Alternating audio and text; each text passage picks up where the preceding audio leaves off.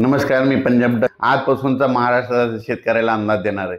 सर्वप्रथम महाराष्ट्रातल्या शेतकऱ्यांसाठी आनंदाची बातमी, 2 आणि 3च्या दरम्यान राज्यात 4 दिवस चांगलं सूर्यदर्शन राहणार आहे, म्हणून हा अंदाज लक्षात द्यायचा। पण राज्यात काय परिस्थिती राहणार आहे? 3 ऑक्टोबरपर्यंत राज्यात हवामान कोरडं राहणार आहे, सूर्यदर्शन राहणार आहे, म्हणून हा अंदाज लक्षात द्यायचा।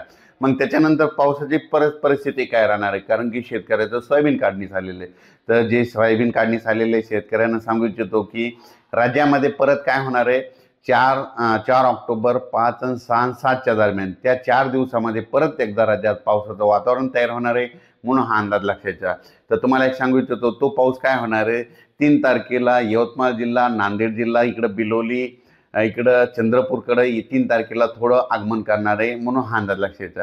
त्याच्यानंतर 4 तारखेपासून त्याचा प्रवास पुढे वाढत जाणार आहे। 4 तारखेपासून तो नांदेड जिल्हा, लातूर जिल्हा, सोलापूर जिल्हा करत मराठवाड्याकडे येणार आहे, म्हणून हा अंदाज लक्षात घ्यायचा।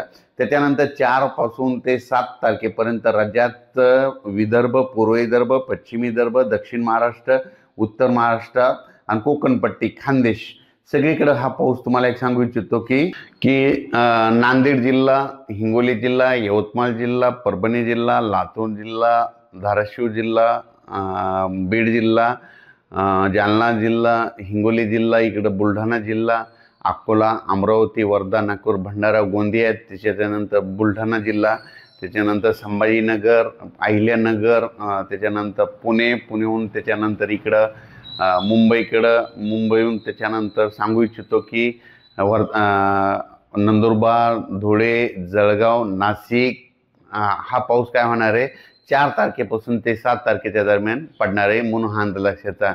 काही भागात थोडा जास्त राहील, काही भागात कमी राहणार आहे, पण खूप काही एवढा मोठा नसणार आहे, म्हणून हा अंदाज लक्षात। पण तरी पण 4 ते 7च्या दरम्यान जे पाऊस पडणार आहे, काही जिल्ह्यात मात्र जोराचा पडणार आहे, म्हणून हा अंदाज शेतकऱ्यांनी लक्षात द्यायचा। त्याच्यानंतर 8 ऑक्टोबरला मात्र चांगलं सूर्यदर्शन होणार आहे, म्हणून हे लक्षात द्यायचं। आणि शेतकऱ्याला एक मी म्हणत असतो ना की पाऊस निघून जाणार हे कशाने ओळखायचं, तर निसर्ग संकेत देतं की आज देखील औंढा तालुक्यामध्ये बऱ्याच ठिकाणी जाळीधुई दिसली। त्याच्यानंतर 2 तारखे म्हणजे त्या दिवशी 28 तारखेला पूर्णा तालुक्यात बऱ्याच ठिकाणी जाळीधुई पाहायला मिळाली। जाळीधुई आल्याच्या नंतर कंप्लीट 12 दिवसाला पाऊस निघून जातो, हा निसर्ग सांगतो, म्हणून सगळ्यात महत्त्वाचा हे अंदाज सगळ्यांनी शेतकऱ्यांनी लक्षात द्यायचा। नसा काय होते, शेतकरी उगच तज्ज्ञांची वाट बघत बसतो, पाऊस कधी निघून जाणार।